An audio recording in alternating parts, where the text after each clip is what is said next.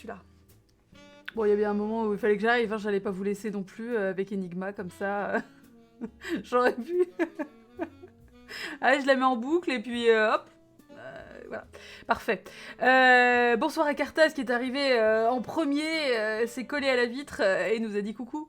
Coucou Jiben qui est enfin revenu. Voilà, Jiben qui nous avait beaucoup manqué sur les débriefs et ça y est, Jiben est là. Et merci pour le resub, Cartas, merci beaucoup. Coucou Tipou de la musique du cul, oui bien évidemment. Merci, du coup j'ai loupé le host de Will, mais merci beaucoup et bienvenue aux raiders et aux raideuses qui ont suivi. Coucou Dave, coucou Mini-Steph, coucou Chérie Femme. Qui j'ai vu d'autre? Bon bah François... François, Easy roue libre, Free Will pour François. Hello Juju, coucou Kawakasi, hello Riverso, merci Corbin pour le resub, oh là là, 3e mois d'abonnement quand même, mine de rien le temps passe. Hello Titine, Boss Dick, pas mes tétons, écoute, tu fais ce que tu veux mais... Je darde si fort en pensant à Julienne. Alors le petit joufflu de Julienne dont on ne se lasse pas finalement, c'est la 2e fois qu'on en parlera dans le débrief. Hello Sloop, merci pour le sub. Je passe juste pour dire bonjour, je vais pas pouvoir rester, pas de soucis. Et ben merci beaucoup à toi, bonne soirée, merci d'être passé même en coup de vent, d'avoir pris le temps de te sub, c'est beau. Et coucou Ukulélé. C'est pas regardable? Ah merde Cartas, bah oui. T'as pas vu le film Ukulélé? Bah c'est pas grave. Enfin, c'est pas... tu peux rester avec nous si tu veux. Il est pas trop tard pour le prendre par contre si tu veux le voir. Libre à toi. Mais c'est pas grave. Hein. Regarde Bozdik non plus. Bozdik fait jamais ses devoirs et des fois il passe. Mais trop de mal à suivre en anglais. Alors, t'as pas trouvé de sous-titres? Parce qu'il devait y avoir des sous-titres de dispo. Après, je sais que moi, en général, je les mets pas d'emblée. Parce qu'en fait, je les prends pas quand je prends un film. Voilà. Je devrais plus le faire. Mais c'est vrai qu'en fait, des fois, je suis vraiment tellement à la bourre pour uploader le film que trouver des sous-titres après, voilà quoi.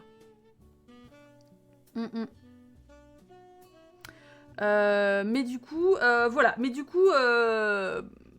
si tu ne... Ah, attendez. Ma caméra est en train de... Je sais ce qu'elle fait. Ouais, putain. C'est vraiment la merde, l'autofocus. Attendez. J'essaye de me rapprocher. Attendez. Qu'est-ce que... Attendez, je vais vous faire la mise au point avec mon patch de Dolly Parton et d'Elvira. Ça ne marche pas du tout. Je suis dégoûtée. Regardez. Non, mais il est beau quand même, par contre, on peut le dire. Fantastique. Si je le mets là, est-ce que ça va faire l'autofocus avec ma tronche? Ça marche pas du tout. Regardez, je suis floue. Est-ce que t'as reçu les photos sur le Facebook? Faut essayer avec Elvis, mais non, mais Elvis, il est en train de dormir à l'étage, là, pour le moment. Non, c'est flou encore, hein.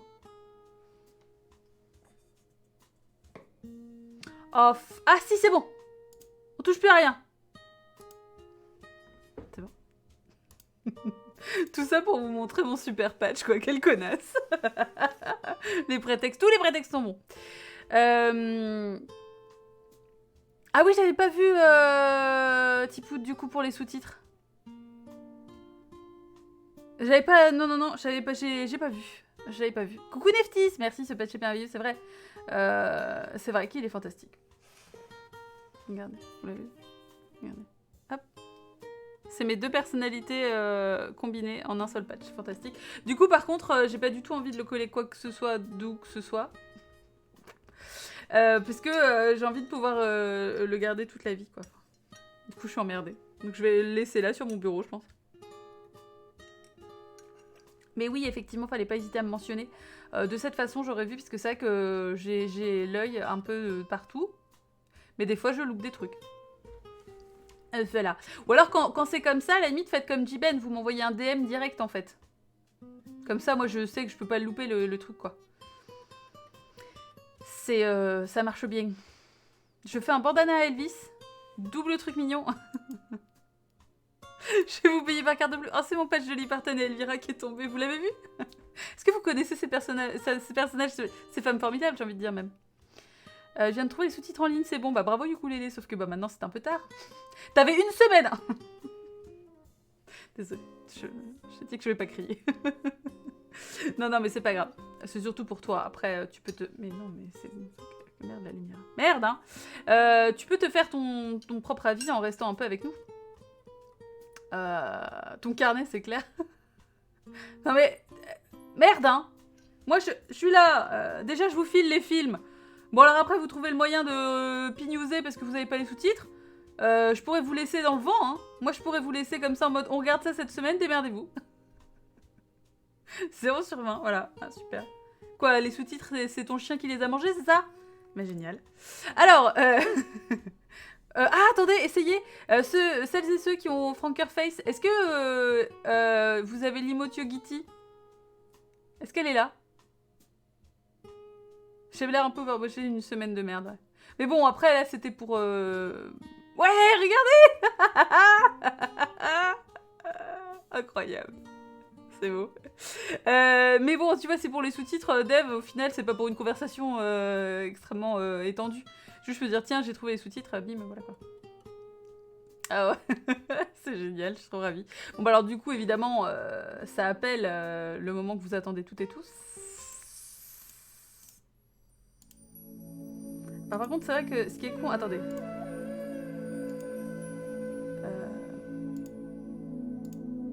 Voilà. Hop. Je mets l'emote aussi sur cette scène-là pour que vous puissiez... Voilà. C'est ça vraiment pour vous. Hein. Alors. Apaisement. Recueillement. Nous allons voir... Titine, je t'explique après. Nous allons voir si la phrase du Kitty du jour est en adéquation avec le film que nous allons débriefer. Coucou Osmo.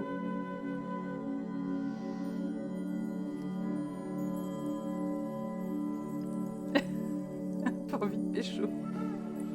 Ça c'est énigme. Hein. Alors, phrase du Kitty du jour est Peace of mind comes piece by piece. Ça s'applique un peu au film du débrief. Petit bout par petit bout.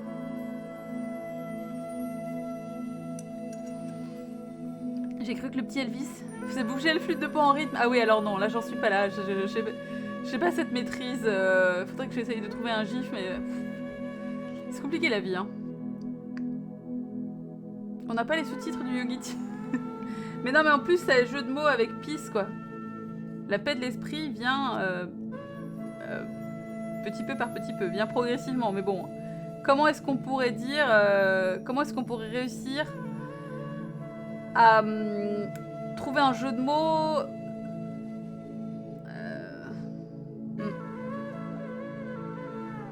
Oui, mais non, là, Ministef, écoute, non. Je ne suis pas d'accord. Peace, bon, ça va, quoi. It's a mistake. Putain, ukulélé, quoi. Donc... Est-ce que vous êtes détendu? Est-ce que d'un coup, vous vous sentez mieux? Préparez-vous, parce que la rupture va être violente, hein, comme à chaque fois. Voilà, c'est terminé. Hop. Hop là. Voilà. La paix de l'âme vient paix par paix. Voilà, Neftis. Voilà, je vois que vous n'êtes pas du tout scato ce soir, c'est ça qui est bien. Voilà, on a tous et toutes 7 ans d'âge mental. The Crazy Strong with this one. Bah, petit bout. Petit bout.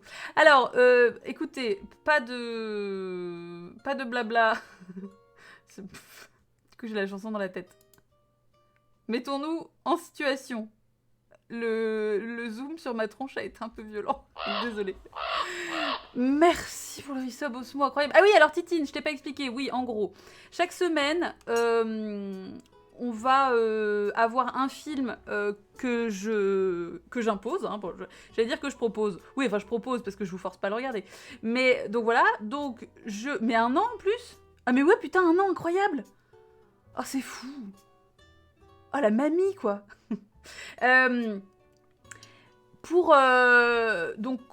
Donc je le mets à dispo sur mon Discord, point d'exclamation Discord dans le chat si tu veux éventuellement y accéder. Il faudra une petite présentation à l'entrée, voilà.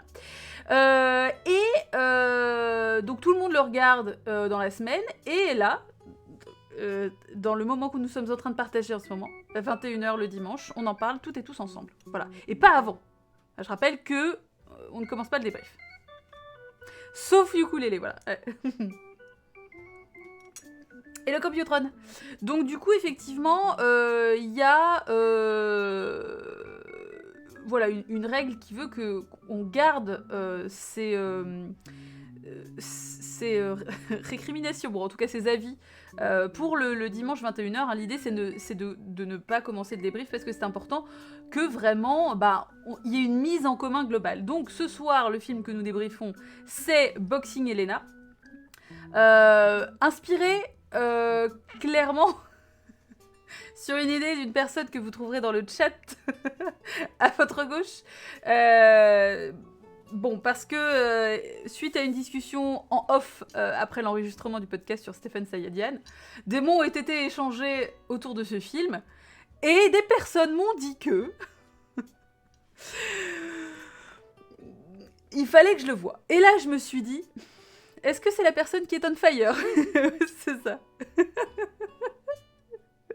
Alors oui, tips, regarder le film le dimanche après-midi, ou pas forcément, mais c'est vrai que moi j'aime bien regarder le dimanche matin ou le dimanche après-midi, comme ça c'est frais dans ma tête, et du coup ça permet d'avoir hâte, en gros, et de ne pas non plus patienter toute la semaine durement. Cette règle, je l'ai tellement intériorisée, ça a tellement fusionné avec moi que quand je vois des gens débriefer le jeu du vidéoclub chez Osmosis avant la date, je suis en mode on commence pas le débrief. Non mais c'est vrai. C'est vrai, en fait, je trouve important, c'est que, en fait, si on en parle avant, ça émousse un peu, justement, cette espèce de fièvre qui monte un peu avant 21h, où les gens sont en mode, j'ai trop hâte à dimanche pour qu'on puisse enfin en parler. Donc, du coup, je suis trop contente, quoi. Moi, je trouve ça essentiel, d'autant que je suis très, très sensible sur le spoil. C'est quelque chose qui me gonfle. C'est vraiment sur quelque chose sur lequel je peux me friter avec les gens. Vraiment, parce que je trouve que c'est très égoïste de gâcher la découverte d'un film à quelqu'un. Donc, j'avoue que sur le on commence pas le débrief, faut pas trop me chauffer, quoi. Donc, donc trêve de blabla, enchaînons enfin, c'est maintenant le moment. Oui, la bagarre, c'est vrai. J'avoue, c'est la bagarre. On a la hype de ouf qui grimpe, ouais, c'est ça. En fait, c'est surtout que, voilà, je trouve que... Puis c'est vraiment l'intérêt du débrief. Est-ce que friter viendrait à l'idée de se battre avec des frites? Bah non, mais tu sais, friter... tu sais, alors déjà, faire des frites, c'est quand tu claques tes doigts. Après, se battre avec des frites de piscine, c'est jamais très efficace, parce que c'est très grand et assez léger. Donc ça n'aurait pas le but violent que je cherche. Donc, quelle image j'ai choisie? Calmez-vous. Je sens que vous êtes tout feu tout flamme, c'est bien, mais calmez-vous. Ça doit pouvoir bien fouetter les frites de piscine. Si on y met un peu de soi, mais j'ai pas suffisamment de force. C'est chaud. Alors, avant toute chose, je tiens à signaler que la façon dont m'avait été vendue Boxing Helena était très négative. Et j'ai été, François, je dois te le dire, j'ai été agréablement surprise. Vraiment. C'est-à-dire que il y a de nombreux problèmes. Il y a de nombreux problèmes dans tous les sens. Alors, non, mais quand je dis que j'ai été agréablement surprise, ça veut pas dire que j'ai trouvé que le film était bien.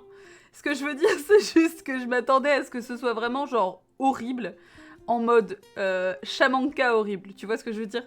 Parce que je suis désolée, ça va être c'est un référentiel qui parlera essentiellement à François et à moi. Donc, J'ai tant de questions. François, ce que je trouve fabuleux, c'est qu'à chaque fois... Mais Dolly, j'ai tellement de questions. Donc, en fait... Alors, Osmosis. Ah bah alors... Ah là là là là, tu t'es arrêté où? Non mais c'est ça. C'est-à-dire que je pense que moi je m'étais préparée psychologiquement en mode ça va être affreux.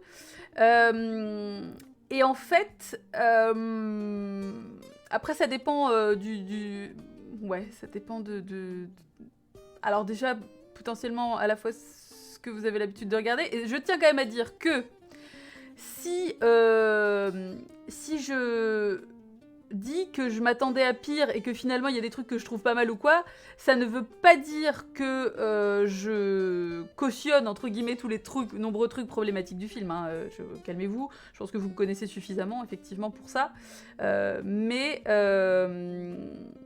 du vomitiel sur bien des aspects, très bien. Alors j'aimerais avoir un avis un petit peu plus étayé que ça quand même. Le mec qui veut le poste passe et se casse en échange du poste. Ouais, non mais c'est ça. Non mais alors... Ah oui, mais vous avez arrêté au milieu. Ouais, mais alors ça c'est compliqué. Alors d'un autre côté, je comprends parce que je vous dis souvent de ne pas vous forcer quand vous trouvez qu'un film est trop dur, etc. Mais pour le coup, la fin, la fin a son importance. Un des cauchemars de meufs récurrents. Oui, d'accord, je comprends. Mais en fait, alors... Bon, dans ces cas-là, on va faire sortir le diable de la boîte dès le début, histoire d'apaiser potentiellement les personnes qui n'ont pas vu le film jusqu'à la fin. Oui, alors du coup, oui, Ukulele part parce que pour le coup, là, on va spoiler la fin et ça peut vraiment te gâcher l'expérience du coup. Donc, adieu, Ukulele. Mais donc, à la fin... Voilà, part. Donc attention, parce que Ukulele, je vais dire la fin.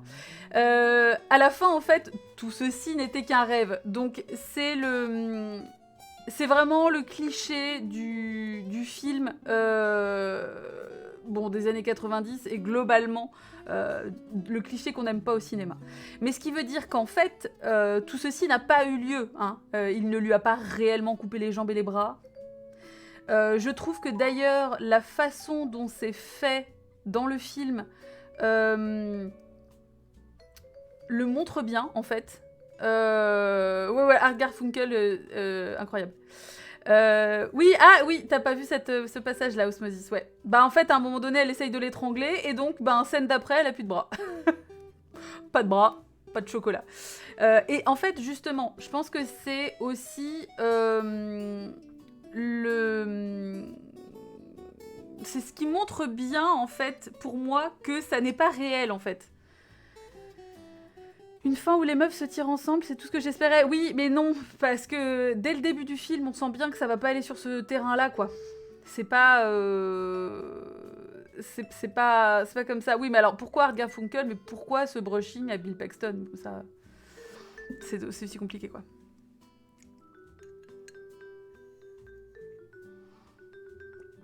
Ah, je sais pas.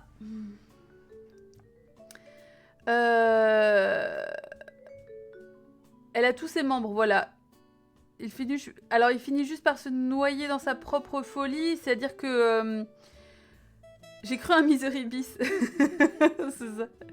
En fait, je pense que... c'est vrai que c'est important... Enfin, du coup, c'est important de voir la fin, parce que je me doute bien qu'effectivement, Osmo, si t'as pas vu la fin... ça a dû être compliqué. Mais en fait, ça explique... Alors, faut quand même aussi dire que Julian Sands joue... Enfin, c'est un enfer. Mais... Alors, Julian, bon, c'est... il est maudit, j'ai de nombreux problèmes avec Julian, mais la fin explique beaucoup. Et je pense qu'en fait, le film n'explique pas suffisamment de choses. Et du coup, ça laisse beaucoup d'ombres, mais qui sont partiellement explicables. Le mec te rappelait trop un pote à toi physiquement. Oh, d'accord. Même si on fait que suivre un rêve, la fin est moisie quand même, avec elle qui pense à lui parce qu'il s'inquiétait pour elle, et lui qui comprend que c'est lié à sa mère et pète la statue.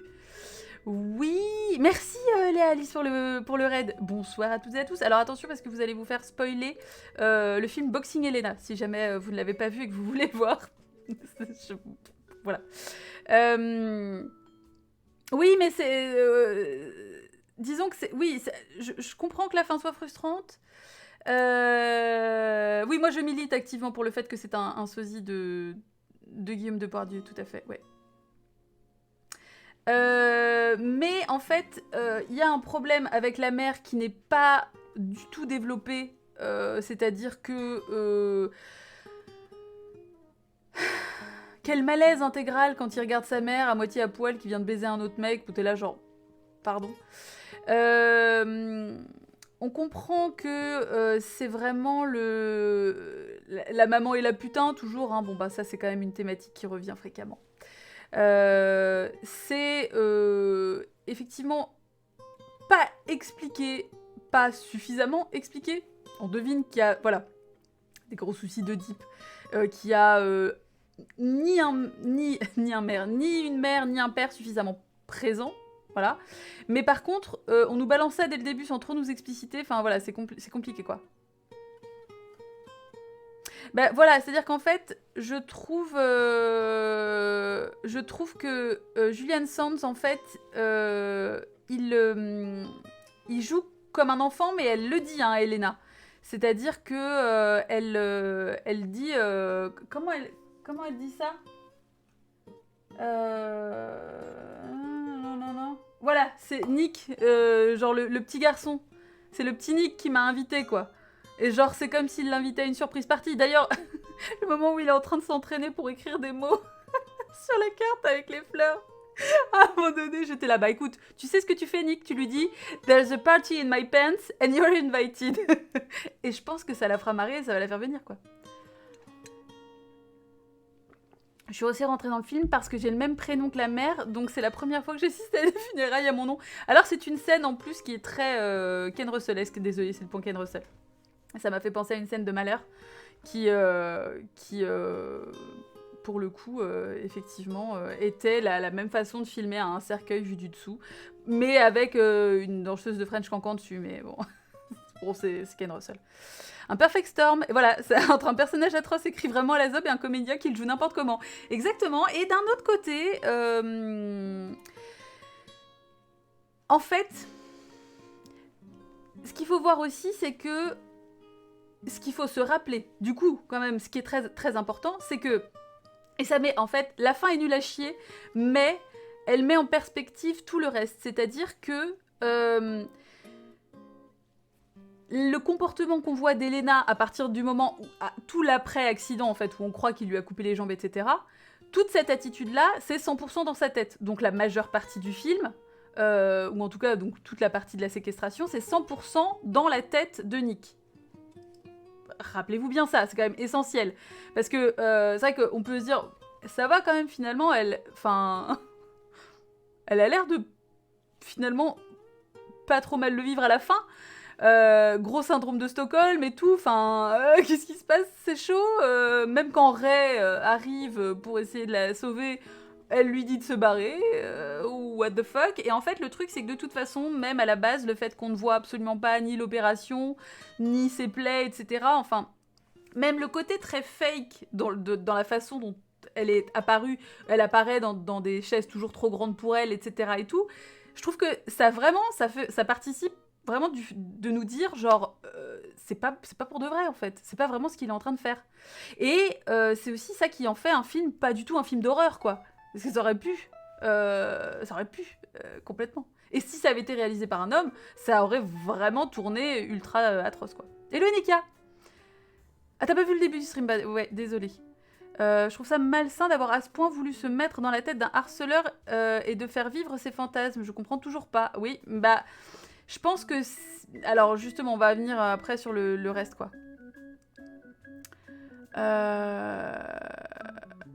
Le type qui a écrit le scénar voulait une femme... Non, non, c'est un film qui a été écrit par Jennifer Lynch et elle a fini par le réaliser parce qu'elle ne trouvait personne pour le réaliser et qu'elle voulait pas qu'il soit déformé. Enfin, c'est-à-dire que l'histoire de base, le truc de base, il a été écrit par Jennifer Lynch. Et en fait, à la base, elle voulait pas se mettre au cinéma parce qu'elle considérait que le cinéma, c'était le truc de son daron et qu'il le faisait très bien et qu'elle avait pas l'intention de marcher sur ses plates-bandes et tout. Sauf qu'en fait, ça s'est fini comme ça. Mais c'est pas une histoire qui a été inspirée par un homme. Hein. Ça, je tiens vraiment à le mettre stricto sensu, quoi. La scène où Julian Sands observe Elena cachée dans l'arbre, ouais. Tu sens que quelque chose ne va pas, t'as l'impression que Jennifer Lynch n'arrive pas à choisir entre sexy et craignos. Ouais, mais l'environnement, les bougies et tout, moi j'étais à fond, je trouvais ça beau. Reste tranquille, ouais, il y a des internes sur des énigmes. C'est ça, ouais. Ce petit regard après, quand il la croise dans l'ascenseur. Une version de la secrétaire plus déviante et problématique. Ouais.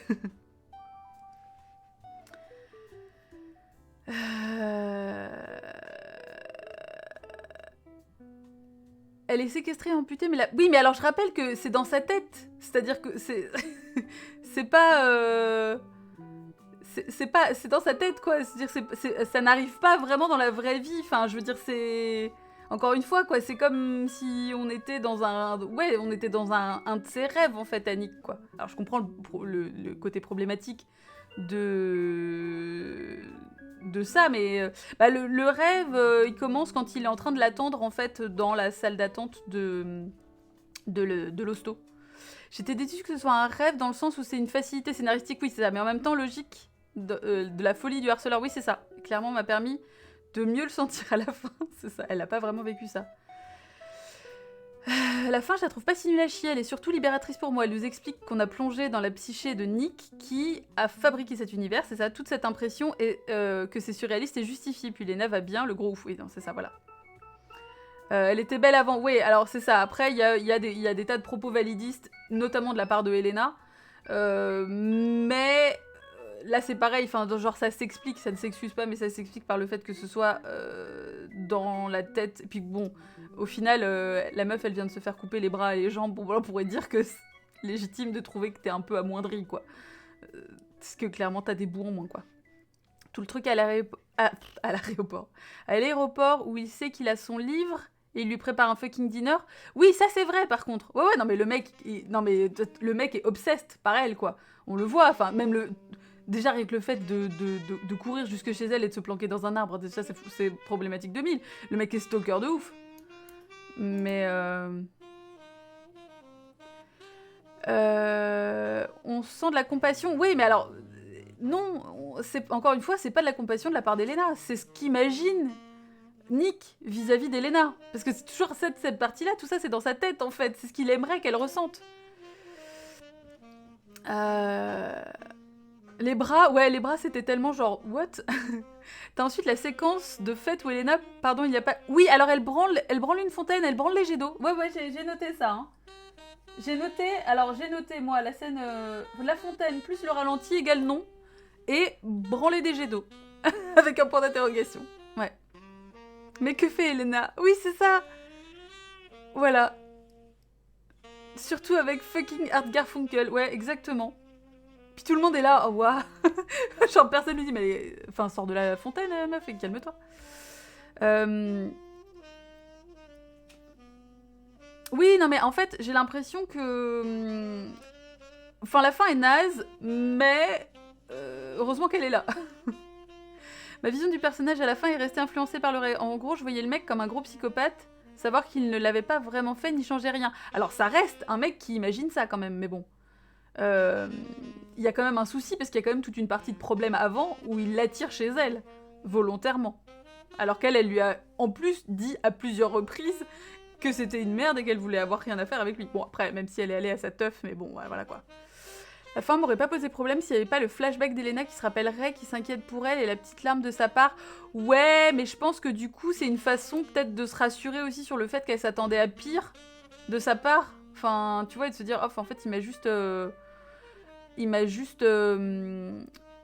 sauvé. Enfin, elle sait pas forcément lui qu'il a imaginé tout un tas de trucs, quoi.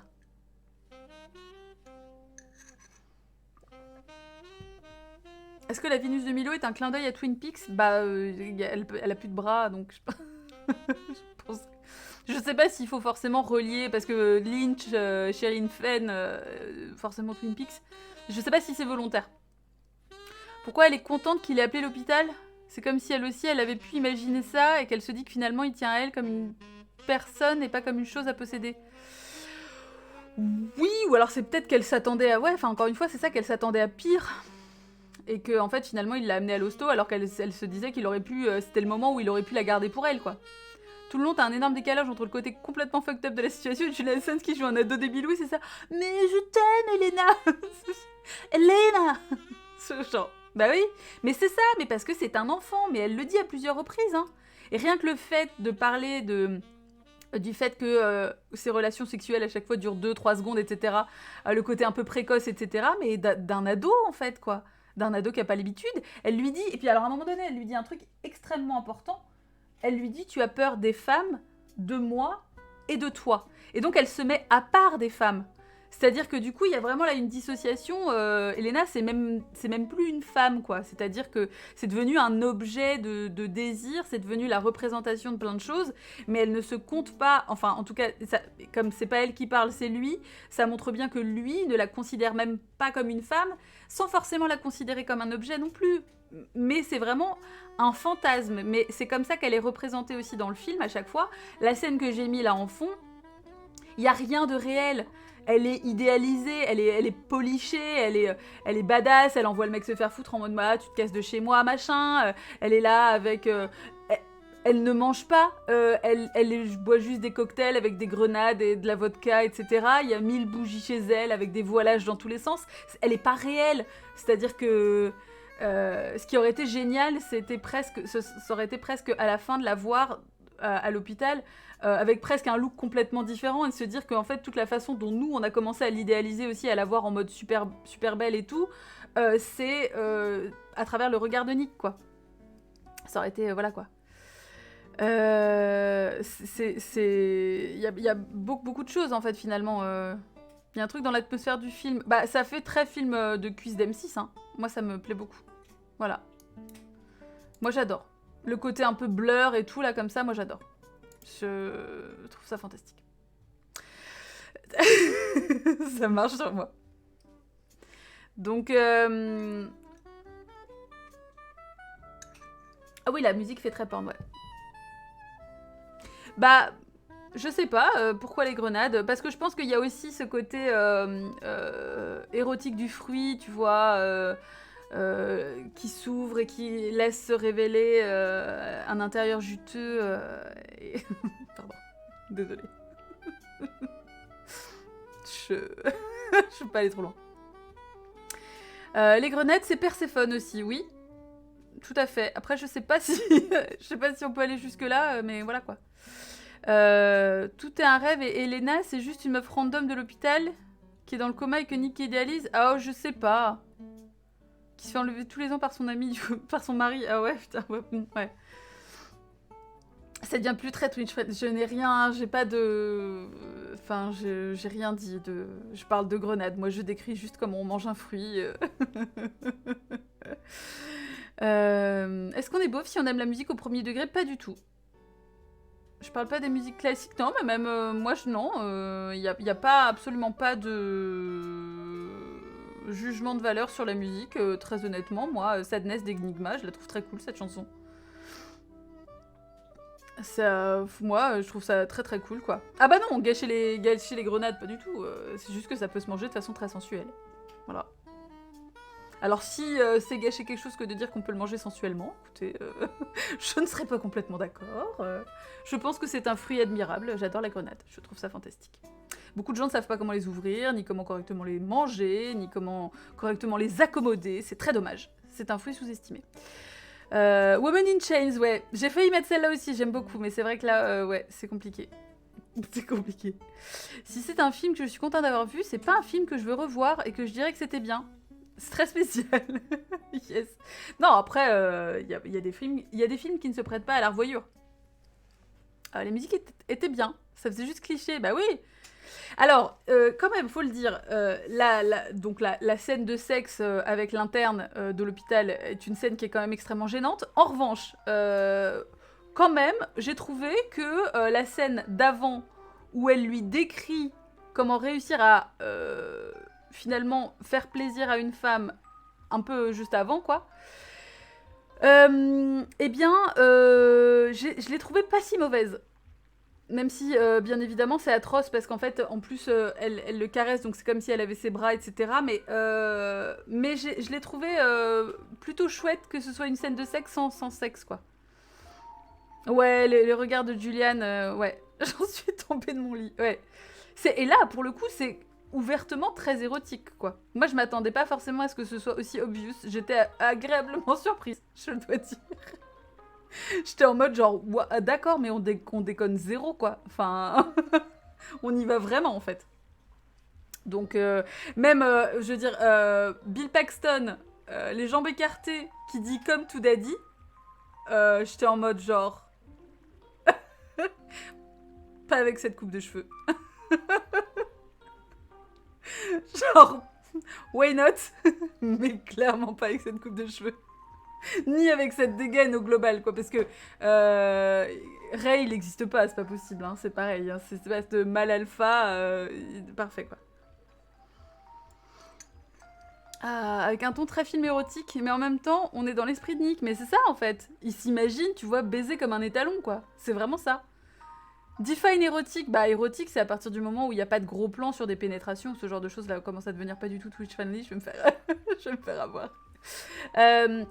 Mais c'est ça, en fait, qui fait la différence entre l'érotique et le porno. Je me sentais mal parfois d'être un peu émoustillée. Genre, tout est mélangé.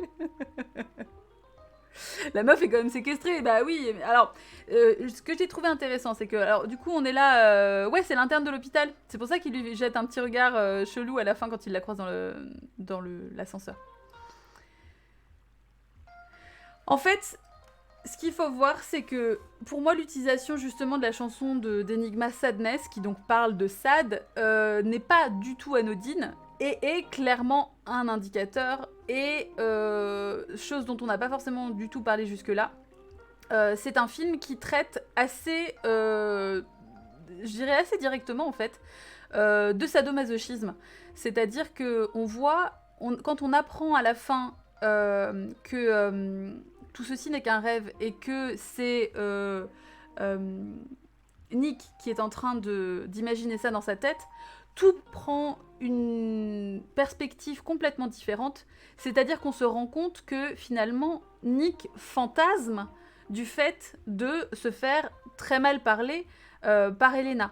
C'est-à-dire que tous les moments où elle l'envoie chier, où elle dit « Bah ouais, mais évidemment, avec moi, ça a duré que 2 secondes, nanana, genre t'es un mauvais coup, t'es vraiment un con, je te déteste, jamais je t'aimerai, etc. » Et que lui, du coup, la punit physiquement directement après en conséquence, hein, c'est-à-dire qu'on le voit avec le coup des bras, justement, où c'est le moment où elle essaye de l'étrangler et où la scène d'après, pouf, elle a plus de bras. T'es là genre...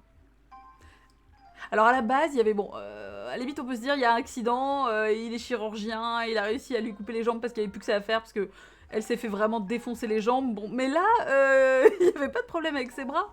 Donc, c'est... je trouve que il y a une problématique, effectivement, un rapport de force et de punition qui, du coup, relève aussi, finalement, de ce qu'il aurait aimé avoir comme attention de la part de sa mère. Attends, je sais que c'est chelou, hein. Je sais que là, vous êtes en train de vous dire « mais non, mais pourquoi il voulait couper les bras à sa mère ?» C'est pas ça. Mais c'est qu'en fait, il provoque des réactions chez Elena pour qu'elle porte de l'attention à lui, quoi, en fait, directement. Attention qu'il n'a pas eu de la part de ses parents. Voilà, donc du coup, hop, hop, attention fraude. Non, mais ce que je veux dire, c'est qu'il y a vraiment ce côté... c'est un enfant, en fait, et il le joue comme un enfant. Alors du coup, c'est full malaise. Mais je pense qu'en fait, il y a des propos qui sont développés dedans qui sont pas inintéressants. La façon d'aborder, justement, le côté sadomasochiste, moi, je le trouve intéressant aussi.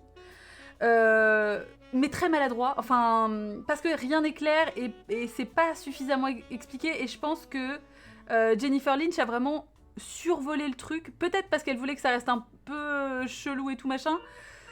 Parce qu'elle voulait pas non plus casser finalement le climax de se dire putain mais il lui a vraiment coupé les bras et les jambes. Et en fait non. Donc je pense que la façon dont elle l'a abordé ne se prêtait pas... Oui non mais alors, quand je dis subtil, c'est pas ça mais c'est juste que... Tu vois, le côté SM, il est abordé sans être abordé, c'est genre sur la pointe des pieds, quoi. Et le Letty Tord. Tu as fait une bêtise comme si séquestrer la meuf était juste une bêtise. Oui, enfin, en fait, c'est vraiment... Il s'en rend pas compte, il a absolument aucune notion de valeur. Et alors, il y a aussi, du coup, une sorte de critique d'une tranche de la population hyper aisée.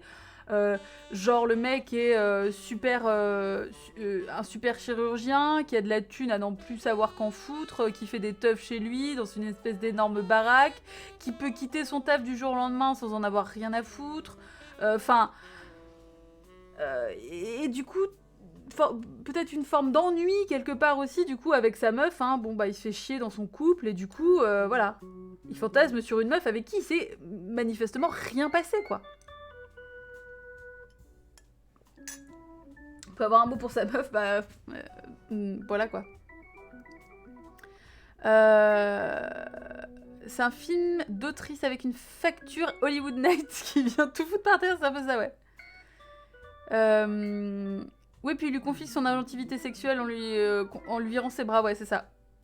Je lui dis non, mais elle va quand même pas se masturber. Bah en fait non, c'est ça. Parce que voilà. C'est compliqué quoi, enfin...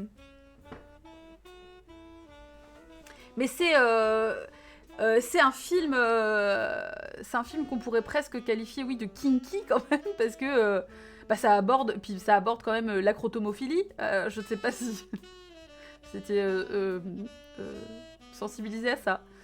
L'acrotomophilie, c'est le fait de fantasmer sur les moignons, les membres coupés, c'est juste comme ça. C'est très pointu comme voilà. Et le voyeurisme aussi, oui bien sûr, mais ça effectivement c'est moins pointu. Si elle a volontairement fait des mecs qui sont des parodies de comportements masculinistes, ah bah si, non mais clairement, enfin c'est-à-dire qu'il y a rien qui va et aucun ne s'insurge véritablement. Il y a bon bien évidemment une dénonciation du patriarcat, mais là c'est pas c'est pas subtil. Alors par contre, il y a quand même un truc que j'ai mis à un moment donné, c'est que Nick, j'ai trouvé que c'était la représentation du capitalisme. C'est-à-dire que il lui dit bah ouais mais t'as besoin de moi.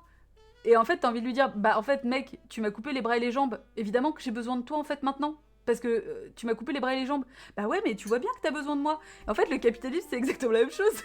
Genre, bah t'as besoin de moi. Bah ouais, mais en fait, tu m'as asservi et t'as fait maintenant t'as fait de nous des esclaves. Donc, enfin, quel choix on a, quoi. Bah, ouais, mais t'as quand même besoin de moi. C'est exactement la même chose, quoi. C'est vraiment le capitalisme. Je trouvais ça assez fabuleux. La métaphore, c'est... Ouais, mais tu peux pas nier quand même que t'es bien content quand je suis là. Bah oui, mais en attendant, si t'étais pas là, j'aurais toujours mes bras et mes jambes. Du coup, bah... What the fuck.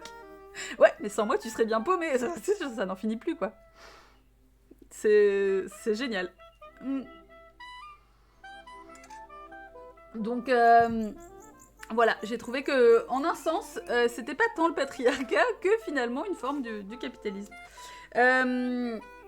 Donc, branler des jets d'eau. Alors, il y a quand même aussi... La première fois que je l'ai vue à l'époque, j'étais enjaillie parce que Jennifer Lynch, oui c'est ça, avait écrit dans le journal intime de Laura Palmer, inspiré de la série Twin Peaks, voilà c'est ça. Donc, qui était hyper réussi, hyper glauque, hyper juste sur la représentation de la sexualité chez une ado paumée. Et là, grosso modo, ça aurait pu être si Laura Palmer avait survécu et était tombée sur un énième psycho, c'est ça. Nick avec ses petits poids sur les épaules. Ah oui, qui fait de la corde à sauter. La meuf qui lui dit t'es une merde, tu tiens pas 3 secondes. Et pour lui prouver le contraire, il s'entraîne pour faire l'amour. Ouais. Bah oui, il y a une question de performance, mais vraiment il a pas compris en fait, c'est ça. Hein. Elle voulait juste pas qu'il meure parce que c'est le seul qui s'occupe d'elle quand elle est amputée et qui connaît son traitement. Donc à la fin de la bagarre, quand elle dit je t'aime, oui, c'est ça. Mais c'est parce que ça crée une dépendance. Il y a un peu. Alors moi j'avais en fait. Moi j'avais le. J'ai pensé aussi que elle se disait peut-être que si le mec mourait, elle saurait pas où est-ce qu'il avait planqué ses bras et ses jambes et qu'elle aurait peut-être éventuellement pu les lui recoller. Là, je pense qu'on était trop parti dans un truc serial killer, mais du coup, j'étais en mode non, mais parce que si Ray le braque, en fait, il pourra plus la recoller à la fin. Je crois que c'est ça qui m'a le plus deck, c'est que le film Rêve ou Hors Rêve retire son indépendance émotionnelle au personnage d'Elena. Oui, elle est super forte, mais c'est bien ça le problème, c'est bien ça le cœur du problème, et c'est encore une fois, à partir du moment où la femme a une indépendance sexuelle et où elle fait ce qu'elle veut, et ben les hommes cherchent à la punir. Mais directement, quoi. Bon, là, c'est manifeste, quoi. Son pote chirurgien, j'ai plus le nom du perso, c'est bien l'acteur, oui, c'est bien l'acteur qui joue Red Foreman dans That 70's Show, tout à fait, oui. Je crois pas qu'on puisse recoller les bras, ouais, mais tu sais, je crois pas qu'on puisse séquestrer les gens pour leur couper non plus, et au final, bon, écoute, shit happens. Quand elle débarque, c'est juste un classique de l'enfant, je suis un héros, je sauve ma princesse, oui, voilà, mais ouais. Alors, il y a aussi un moment où quelqu'un les observe, bah c'est Ray. C'est Ray en fait qui observe Nick. Et alors Nick le voit et il va pas le chercher. Je trouve ça trop bizarre. Comme s'il avait envie que Ray les voit en fait. Sinon la réalisatrice veut trop expliquer ses métaphores aux spectateurs. Qu'elle force trop sur certaines scènes. Oui, c'est bien dommage. Bah je pense qu'en fait le problème c'est que y a des trucs qui sont pas expliqués et il y a des trucs qui sont trop expliqués. Parce que le gros plan sur l'oiseau en cage, bon t'es là, bah non c'est pas nécessaire en fait meuf, on a bien compris. Je pense que ça de ce côté là c'était bon. Mais bon. C'est ça qui est compliqué quoi. Révélation. Alors, Ray, c'est une construction de Nick, je sais pas...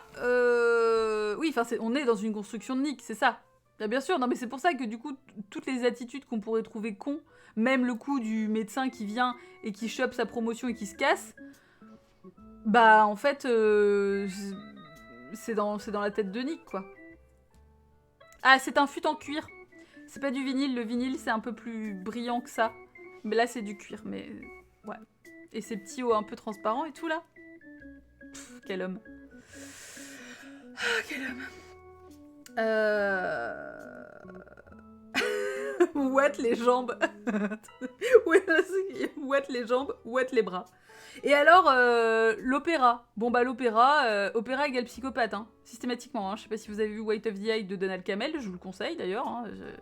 Si vous avez regardé mes vidéos sur YouTube, vous savez que c'est un film que j'aime beaucoup et que je vous recommande. Donald Cammell, qui a pas fait énormément de films, et Weight of the Eye, vraiment incroyable. Et bah, tout ça pour dire qu'en général, voilà, du coup, à chaque fois que moi j'écoute de l'opéra, ce qui m'arrive assez fréquemment quand même, parce que j'aime beaucoup ça, et ben, je me dis, tiens, peut-être que je vais finir par buter quelqu'un. Si on était dans un film, tout le monde se dirait elle est chelou, elle. Pas normal. Des gaines de merde, des gaines très 90, quoi. La fête où tout le monde s'enjaille sur du fucking clavecin. Ouais, mais moi je trouve ça legit, ça passe, quoi. Il y a de l'opéra, alors... oui, il y a Pagliaccio. Ridi Pagliaccio, si je me rappelle bien. Enfin, je dis ça... Ça commence à faire un moment que je l'ai vu maintenant, mais oui, beaucoup, c'est très basé sur la musique. Je ne veux pas spoiler, mais... on a cet intérieur, c'est oui. Là, c'est les bougies. Moi, les bougies, j'étais au taquet, quoi. On parle du dernier Donald Cammell dans l'épisode de Discordia. Alors, tu sais que François, je l'écouterai, bien évidemment, parce que du coup, il y a quand même vraiment quelque chose qui me plaît beaucoup dans le polar érotique des années 90. Et si ça, c'était clairement pas le meilleur, je serais curieuse d'écouter votre épisode, justement, pour pouvoir en regarder des meilleurs. Mais j'aime beaucoup l'ambiance. J'aime beaucoup aussi le fait que Julian Sands, que Nick, était en train d'écrire partout sur son petit cahier Elena. Je trouve ça très mignon. Je trouvais ça très, encore une fois, ado. Allô, le mec n'a jamais grandi.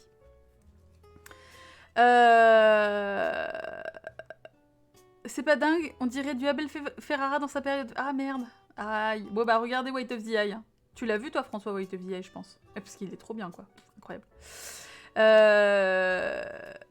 Oui, c'est vrai que le verre... Non, mais son intérieur, tout est fantastique. Hein. La fête des Chires, bah écoute... Ah ouais, bah si tu l'as pas vu, oh là là. Quel film, incroyable, vraiment fantastique. Puis alors, il y a des visuels et tout, là, oh là là là là là là là là là là. Donc, pardon, on est en train de se... Voilà. Alors oui, ah si, alors, si, quand même un truc. J'étais très contente d'y penser.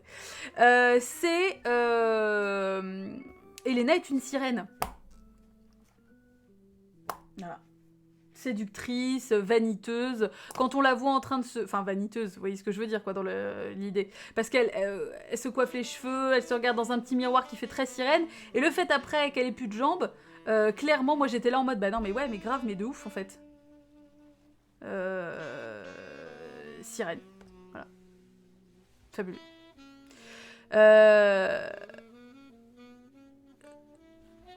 Ah ouais, t'as fait penser à Twin Peaks, ça va. Bah, moi, du coup, comme j'ai vu le film, par association d'idées.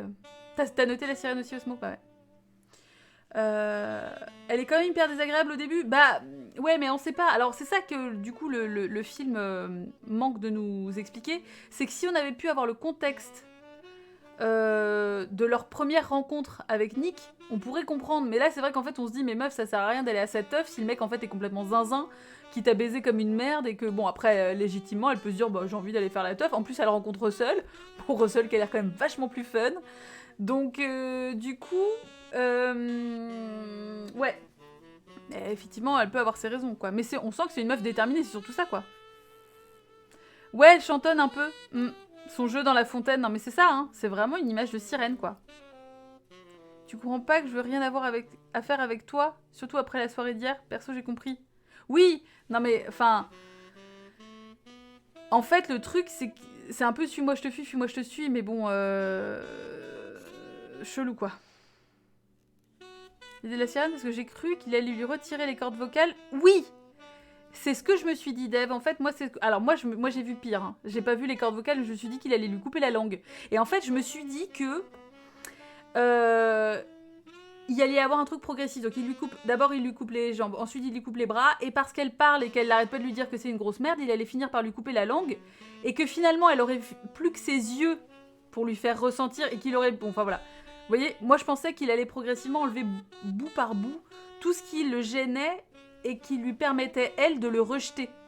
Et de le mettre, lui, face à son échec. Et finalement, la tuer, mais la tuer parce qu'il va se rendre compte qu'en fait, elle peut pas être vivante et l'aimer. C'est pas possible, les deux sont pas compatibles.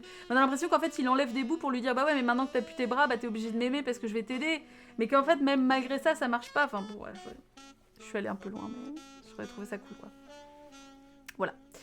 Maintenant, j'associe l'image d'Elena découpée avec avec le tweet du joueur du grenier contexte. Putain, mais... François, non. C'est non. Vu comment on était, il allait finir par la décapiter. Ouais, non, mais c'est ça, garder que sa tête. J'y ai pensé aussi à un moment donné, quoi. Je regardais en étant un peu sur mon tel. Ah oui, d'accord. Oui, c'est pas... Du coup, effectivement, il y a peut-être des bouts qui sont passés à la moulinette. Ouais, je voyais un truc plus fin, non mais c'est ça, mais à la fois, il pouvait tout lui enlever facilement, quoi. Je me suis demandé qu'il pouvait encore lui enlever, bah ouais, son cœur. Voilà. Un truc que je pense parfaitement inutile, mais le collier d'Elena, au début, elle a une croix et à la fin, elle a deux bagues qui font... Ah, c'est deux bagues? Moi, j'ai vu qu'une grosse bague. Elle a un bracelet de cheville aussi. Il y a un gros plan sur ses jambes quand elle arrive de l'aéroport, d'ailleurs. Oui, en fait, Twin Peaks... Alors, on parle de Twin Peaks parce que Jennifer Lynch, c'est la fille de David Lynch, et parce que Sherilyn Fenn jouait dans Twin Peaks également. Incroyable, Sherilyn Fenn. Magnifique.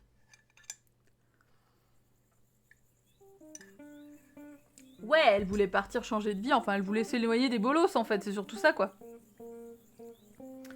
Elle voulait se casser de Ray, elle voulait... voilà, quoi. Casse-toi, bâtard. Qu'est-ce que j'ai noté? Le joufflu de Juliane. Voilà. Le petit boulet Juju. C'est par mon amour pour l'actrice que je suis rentrée dans le film. Oui, c'est vrai qu'elle est très belle. Magnifique. C'est marrant que Nick fasse le voyeur avec Elena, puis qu'il imagine Elena faire la voyeuse avec lui et l'interne. Oui, c'est ça. Je sais pas ce que ça peut vouloir dire. Bah si, mais c'est parce qu'en fait, c'est le fantasme de Nick en fait. Donc lui, il a envie de performer, tu vois, et maintenant qu'il peut plus vraiment performer avec Elena parce qu'il lui a un peu tout coupé, bah il lui montre comment en fait c'est un bon coup en vrai qu'elle a tort et que regarde comment je la baise l'interne, t'as vu? Wesh. Voilà. Elle est gonflée de lui demander de venir lui ramener son sac. Bah ouais, bah non, elle a oublié son sac, elle doit partir à l'aéroport, ouais. Bon, je pense qu'elle sait aussi qu'elle peut lui faire environ n'importe quoi, mais... Après, c'est surtout que elle a pas... elle ne lui doit rien, quoi, mais... Ah si, le parallèle a du sens, ouais. Mm. Mais parce que, de toute façon, il fantasme qu'elle ait de l'intérêt pour lui alors qu'elle n'en a pas. Mm. Mon sac et mon livre, ouais.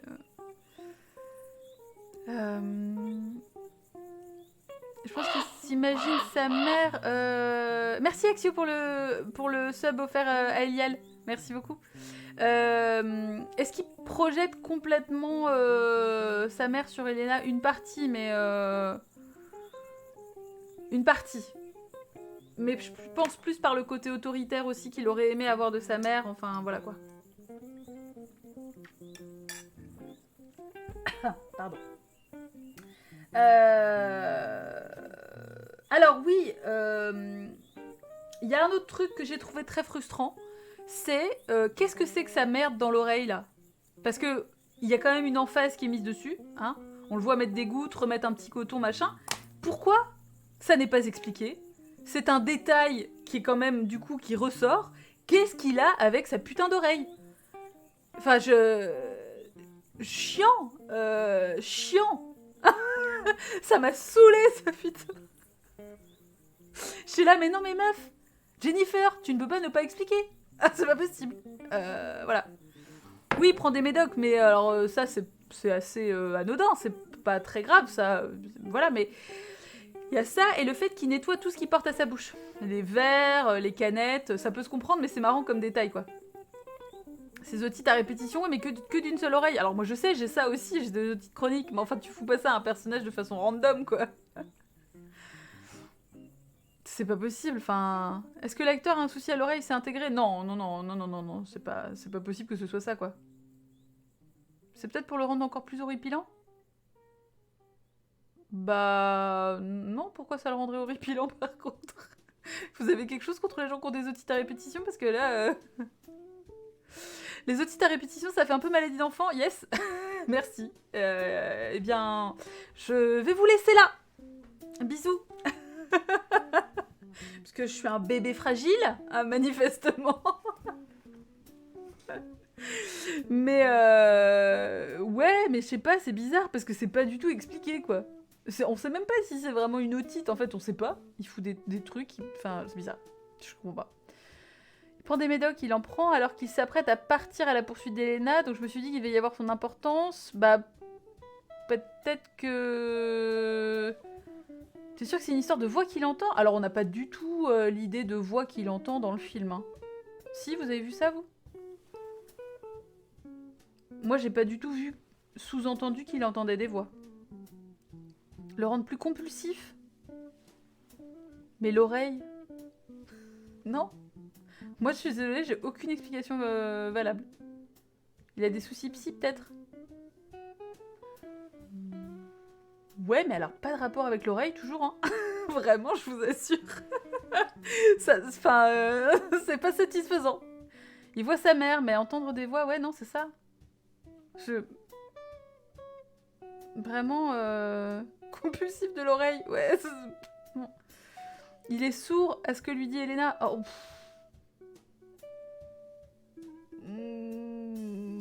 je sais pas si c'est ça. Vraiment. Je sais pas s'il y a des articles sur le net qui pourront nous permettre d'avoir éventuellement des réponses à ce genre de questionnement, mais...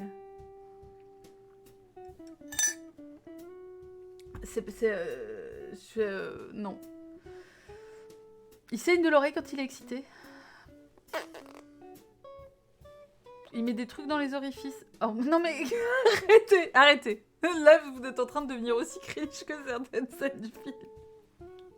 C'est gênant. Non. Vous êtes sûr qu'à aucun moment il entendait... Ah non, je suis formelle, il y a aucun moment il entend des voix. À aucun moment il entend des voix. Hein. Il imagine des choses, mais en fait, le truc, c'est qu'on peut pas vraiment se fier sur toute une partie du film, puisqu'il est endormi, c'est dans un rêve, donc... Je propose d'inviter Lynch pour lui poser la question, c'est clair. Jennifer ? Alors, avec ma commu, on a regardé un de tes premiers films, ton premier film, et alors on a 2-3 questions, notamment concernant l'oreille de Julian Sands. Ou peut-être on peut inviter Julian Sands lui-même. Ce serait trop bien. Le coton, ça lui rappelle sa condition d'être fragile et décomposé dans une nature aussi. Putain, JPP, quoi. Je crois qu'il met sa merde que quand il y a de la musique forte, donc il a des acouphènes. C'est le truc tellement pragmatique. Non, mais Julian, il a un problème avec le dosage. Il est... Parce que je sais pas si vous vous rappelez de Gothic... Et clairement, Julian adore crier sous la pluie. C'est un truc qu'il aime bien faire. Pauvre petit chat. Non mais c'est compliqué, sa carrière, sa vie, son œuvre, voilà quoi. Mais faut quand même lui reconnaître que le fait de jouer comme un enfant, aux yeux de lumière, eh ben je trouve que ça colle pas si mal avec le contexte quoi. Et que c'est ce décalage-là qui doit nous mettre dès le départ sur la piste que ça n'est pas réel. J'avais fait choisir... Alors, Computron, les nanars, c'est pas... Enfin, je ne suis pas du tout... c'est un terme avec lequel j'ai des problèmes. Pas complètement. En plus, on a François dans le, dans le chat. Mais ce que je veux dire, c'est que je ne mettrai jamais un film pour m'en moquer, en fait. Et jamais je ne regarde quelque chose avec l'appréhension de dire « Ah, voilà, c'est un nanar, regardez, on va regarder comme tellement c'est nul. » Alors si, on avait fait ça avec Devil Story. Mais parce que, en fait, j'avais envie de le voir et bon, ça s'était fini en mode oui, bon, c'est quand même compliqué parce que Devil Story, c'est vraiment dans un autre domaine. En revanche, jamais je ne choisirais quelque chose pour qu'on s'en moque après par la suite, quoi. Vraiment pas. C'est pas du tout mon genre. Et je ne regarde jamais des films en me disant oh là là, regardez le Hate Watch en mode oh, regardez, on va regarder comme c'est nul. Ça m'est arrivé avec. Merde. Comment il s'appelle ce film de Tim Burton Dark Shadows. Voilà. Là, c'était du Hate Watch pur et dur. Parce que... Bon, c'est compliqué. Mais non, Computron, ça n'arrivera jamais. C'est quelque chose que je ne fais pas du tout. Et j'aime pas trop ce cynisme, en fait, vis-à-vis du cinéma. C'est pas quelque chose qui me branche. D'autant que pour les débriefs, je préfère largement qu'on... Justement, on parte du point de vue qu'on va avoir des choses à dire. Donc voilà. Donc non. C'est pas... Non. C'est pas mon genre. J'aime pas trop ça. Je trouve que voilà, ça fait une ambiance de merde un peu. Alors, qu'est-ce qu'on a d'autre bon bah, grosse angoisse. Mais vraiment, ouais, Ah oui, alors le côté real woman lie all the time. J'étais là, quoi? Que les vraies femmes mentent tout le temps? Bah, t'es gérageux. bah, nique t'es mort en fait. C'était tellement gratos, mais là c'est pareil, hein. Enfin je veux dire...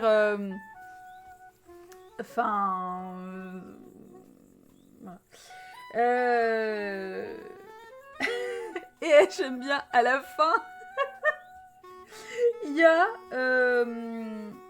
Bill Paxton et j'ai non oui. J'ai mixed feelings, totalement quoi. Il y a des nanars qui peuvent, à travers le côté bancal, avoir passé des messages. Ouais, mais... Enfin...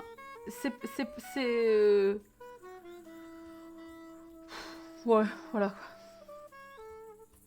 Oui, non, mais c'est ça, François, vous avez une façon d'aborder les choses que je trouve cool, quand même. Ça m'est arrivé avec les films de Uwe Boll, qui est un type que je trouve détestable. J'ai l'impression que ça transparaît dans ces films, ouais.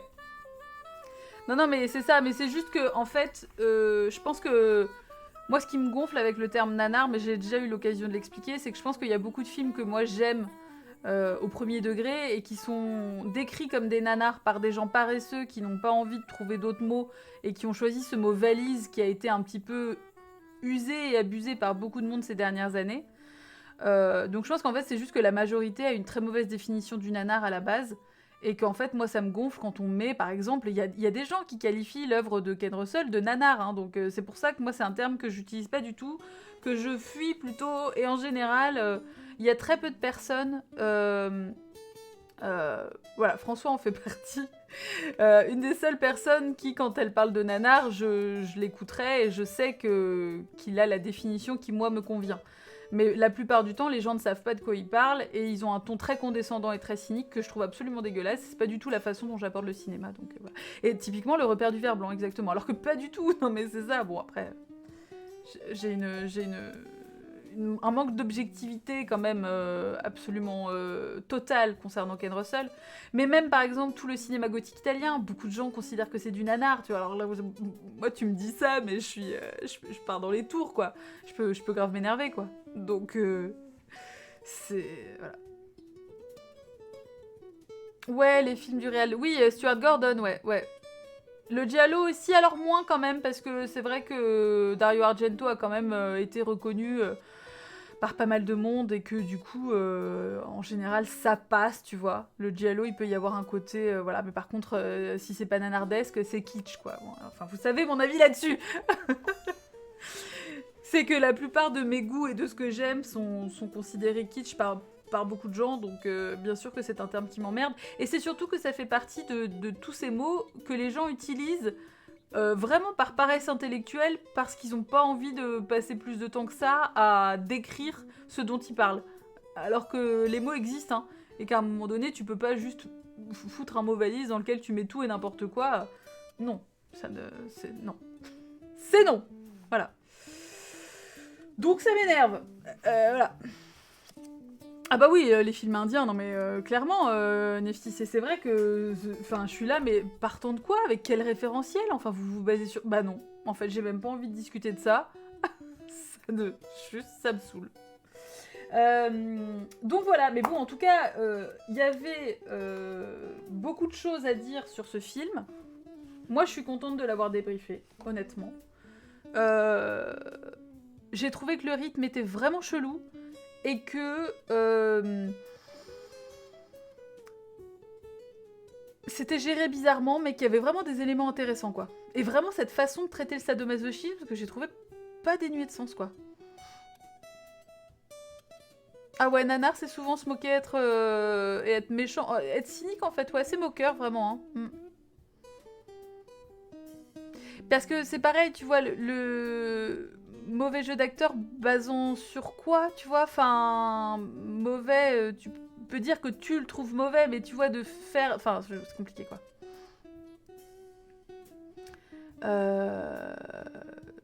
C'est juste que c'est relou, quoi. Jennifer Lynch a réalisé un film indien. Mais elle a réalisé combien de films? Parce qu'effectivement, elle s'est mise au cinéma un peu par la force des choses, mais j'avais l'impression, en fait, de ce que j'ai lu un peu là-dessus, que c'était pas forcément ce qu'elle voulait au départ, et que du coup, je sais pas, elle a réalisé beaucoup de films après?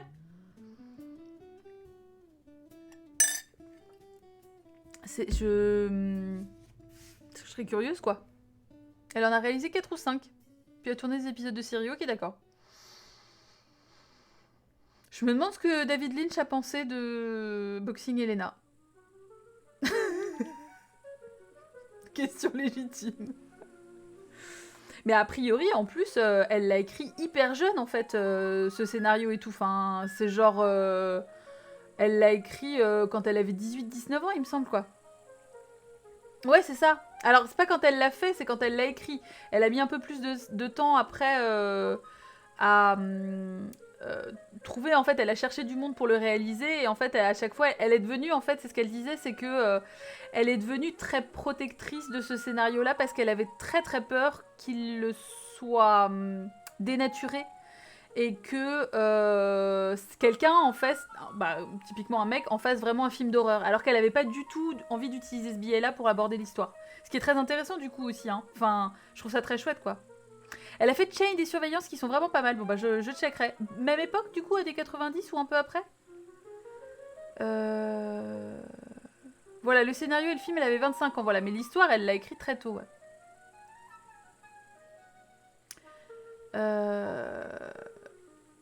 Je pense qu'il s'est dit qu'il y avait des soucis de symbolique, yes.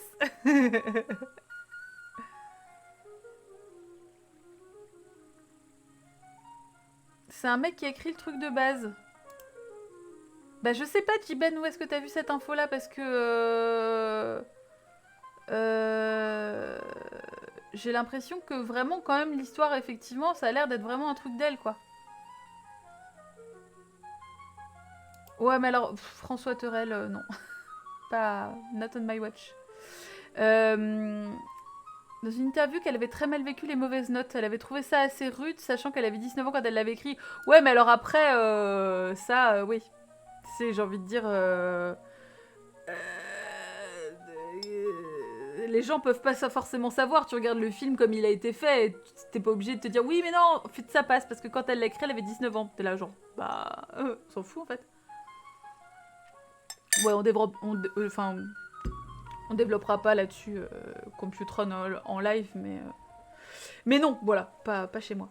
Elle a reçu un Razzie, ouais. Bah, non, mais Julian Sands aussi, enfin, c'est genre. je comprends, en fait.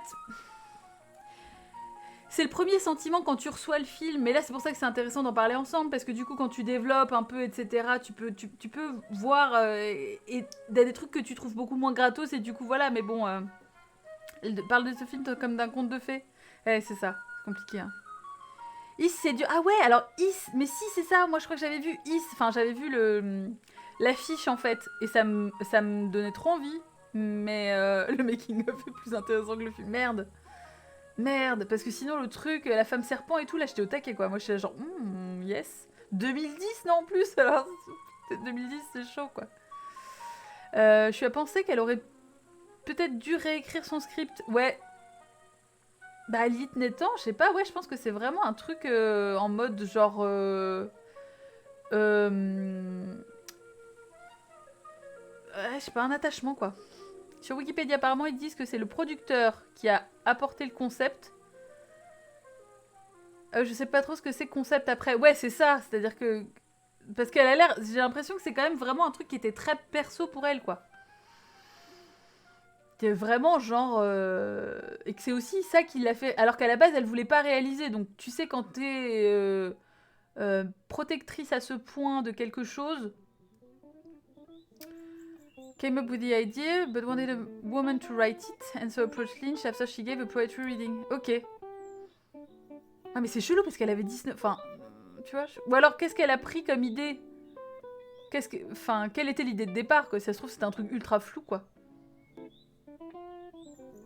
Je pense que elle reconnaît aussi qu'il est plutôt raté. Qu'il est plutôt raté. Oh, c'est dur quoi. L'affiche était cool et le mythe derrière est hyper intéressant, mais du coup faut regarder le vieux film indie dessus. Ah ouais bah écoute, oui, bah ça m'intéresserait. Neftis, si tu peux mettre les refs sur le chan cinéma dans le Discord, je t'en serais gré. Parce que j'avoue que du coup ça m'a titillé ma curiosité. Donc plutôt que de regarder celui-là s'il est pas très réussi. Voilà. Mais voilà. Mais bon, en tout cas, écoutez, vous voyez, on aurait eu des choses à dire. Écoute, François, merci pour cette suggestion qui, mine de rien, nous aura quand même bien tenu. Et puis, j'espère que ça n'a pas non plus été complètement désagréable pour les personnes qui ont finalement décidé d'arrêter le film à mi-parcours. Et que finalement, le fait de savoir que tout ceci n'était qu'un rêve vous permet de vous rassurer sur finalement la condition humaine. Ça va, c'est pas pire. Donc, du coup, je pense que, voilà. La fin dans ma tête était mieux, oui. Bah non, mais c'est très cool, c'est très très cool.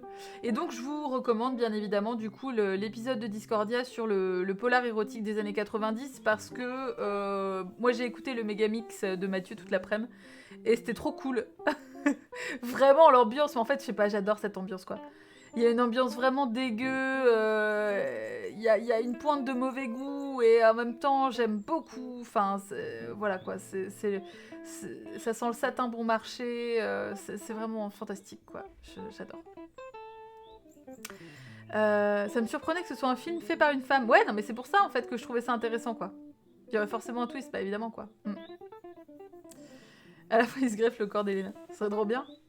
C'est une expérience intéressante que je referai pas sur ce film.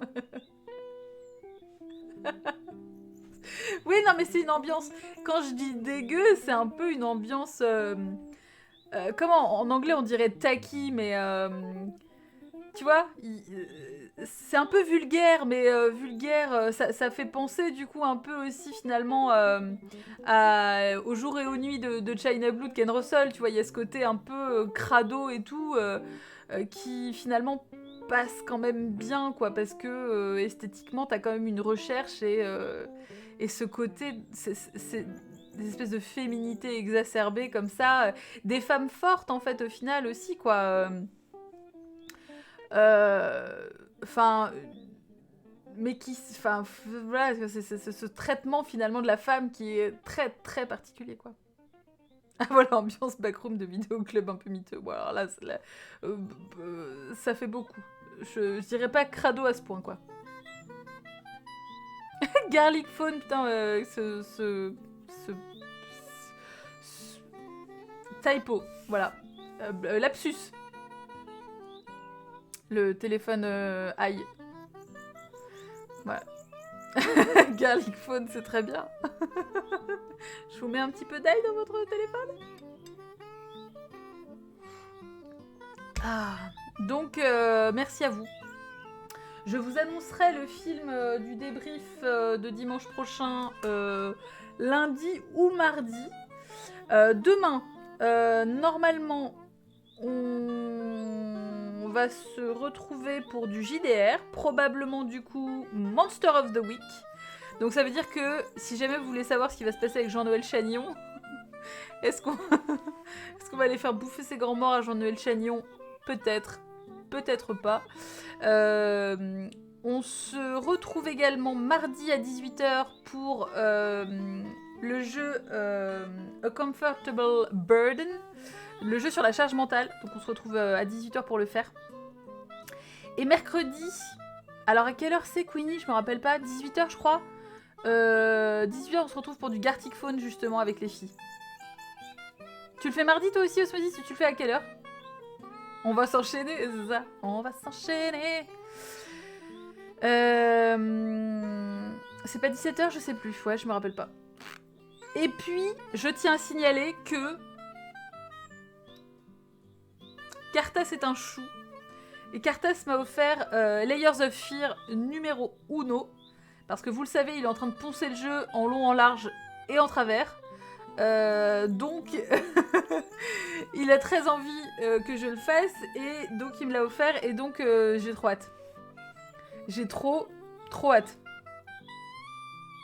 Ouais, le jeu de mardi a l'air vraiment cool. Hein. Je savais qu'il craquerait. Non, là, du coup, je suis hypée de ouf parce qu'il arrête pas d'en parler. Et je regarde pas les spoilers parce que, bien évidemment, enfin, you know me. Mais j'ai trop hâte de commencer, quoi. Après, y a aussi The Cat Lady. Mais c'est vrai que The Cat Lady a l'air plus lourd en termes de thématique. Donc, du coup, je sais pas trop, j'attends le bon moment. Mais j'ai quand même hâte de le faire aussi. Enfin, donc, on a plein de choses. En tout cas, le début de semaine est déjà calé. On a déjà des rendez-vous avec le DLC. Bah ouais, non mais trop cool quoi. Ah, c'était trop cool Neftis, ça me fait trop plaisir. Layers of Fear, des thématiques vénères. Bah ouais, on a fait le 2 et on l'a trouvé très cool. Mais l'esthétique du 1 a l'air géniale aussi, donc ouais. Bah, évidemment, faut pas lire les spoilers. Bah, donc, merci encore une fois à vous.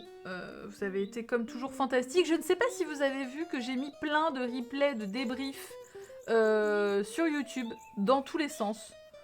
Voilà. Je les ai mis enfin à jour. Presque tous. Il doit en manquer un ou deux. donc je suis plutôt fière de mon coup. Oui, alors Elvis, il est pas là. Mimi? Je crois que... Il est pas sur... Attendez. Janmi ne reviendra pas. Alors si, Neka, je pense, mais c'est juste que c'est... En fait... C'est juste... Non, il est pas là. C'est juste que c'est trop relou le setup. Mais il faudrait que je recheck, ouais. Il n'y a pas de thé pour les débriefs? Si, il y a eu la phrase Yugiti en début de stream. Ah bah ouais, Kawakasi m'a fait plaisir, c'est trop cool. Bah ouais, carrément. Écoute, un plaisir. Je suis bien contente. Alors l'herbe à chat, Elvis, on a plus rien à foutre. Ça y est. Ça a été l'excitation du début et puis en fait finalement... Nope. Maintenant il regarde la balle en mode Balek. Ok Balek. Donc voilà, non, il est vraiment là, il est vraiment en train de dormir. Il veut plus fort, c'est ça. Il y a certains débriefs qui sont plus là. Ouais, il y a des débriefs...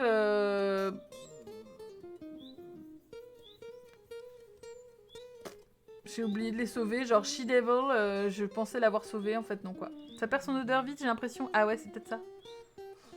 Voilà, bon, enfin voilà. Bref, peu importe. Je vous souhaite une très bonne soirée, une très bonne nuit également. Je vous remercie beaucoup de votre présence. C'est un plaisir sans cesse renouvelé. Même quand les films vous laissent dubitatifs et dubitatifs. Merci beaucoup. Des bisous. À demain.